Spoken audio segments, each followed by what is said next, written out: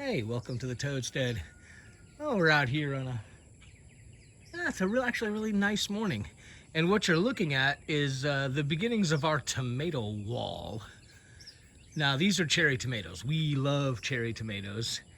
And it just so happened that a good friend of ours had 3 or 4 plants left over that were, I don't know, they're about 1.5 feet tall or so. And she says, hey, you want some cherry tomatoes? Oh yeah, no doubt about it. So we'll give you a little idea of what we did here.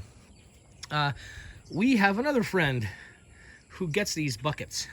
So we have lots of these buckets. We clean them out really good, and we've never really done a lot of container gardening. So this is us putting our toe in the water, if you will. And this will give you an idea of what we're trying to accomplish. So as you can see, you got 7-gallon buckets, cherry tomato plants, and we put some T-posts in the ground.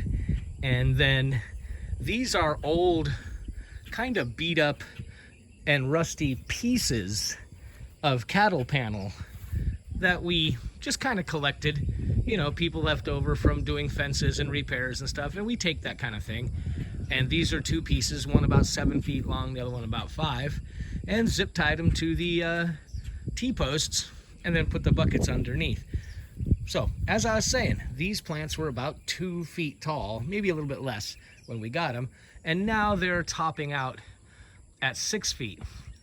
So what we decided to do is these are the ones I had planted from seed originally. Some right there, you can see they're not really wilty, and then some right here that are not real wilty. But in the middle, these are cuttings just a day or so old that came from this large bush. And around back, you can see there's plenty of fruit everywhere. So what we hope, this is still very early in the growing season. We've got 3 or 4 months to go. We want to have an entire wall of cherry tomatoes. Now, one of the other things we did this year is take them out of the main gardens. That's the peanut crop over there. This is our vegetable garden.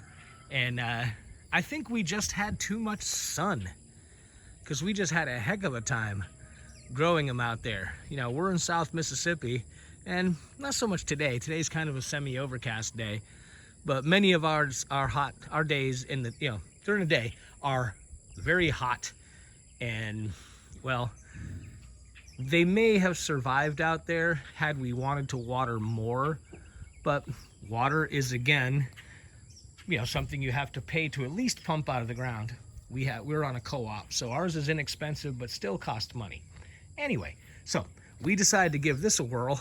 It's underneath these pine trees, and it only gets direct sunlight for about 5 hours when it's setting in the west. The west is behind me, and it gets that sun. And okay, it does look a little wilty, but like I said, these have just got stuck in the ground 24 hours ago. So right now they're struggling and getting their roots started and all that. And the hope is obviously to have an entire wall of cherry tomatoes, the same way that we've got the wall of the Asian long beans in a video we just put out recently. So this is kind of an experiment, kind of fun. And the bottom line is we're gonna learn this year, and there's a really good chance that in some other locations, like back there, the grotto in this area, in fact, there's one beefsteak tomato plant sitting right there, to put up some more of these walls. And they'll not only be decorative, but being able to walk around them has its advantages. And of course, let me just say, there's another experiment going on here. For those of you who watch the channel know we have chickens. There's our chicken coop over there, and they go up, and when they poo, it all comes out right here, and we shovel it out and use it.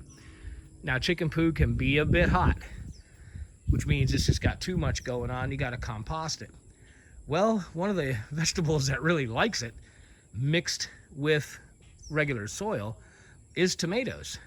So in a way, we're hoping that each year when we set these walls up, if the experiment proves out to be as successful as it looks like it's going to, not only will we use the chicken poo in here, we're actually composting it while we're growing the tomatoes in it. And then at the end of the year, when these plants have run their course, we'll simply throw all this soil into the gardens and disc it in and help add to the organic, just basically the volume of the organics in our garden. We do have a little bit of a, I guess call it an erosion issue that we're dealing with now. So instead of going out and buying soil, we're collecting when we can, mixing it with the chicken poo. And so if it works out, it ends up pretty cool, symbiotic. Doesn't cost us anything but a little bit of labor. So there's the tomato wall on the Toadstead and a little bit of philosophies behind it. Thanks a lot. We'll see you next time around.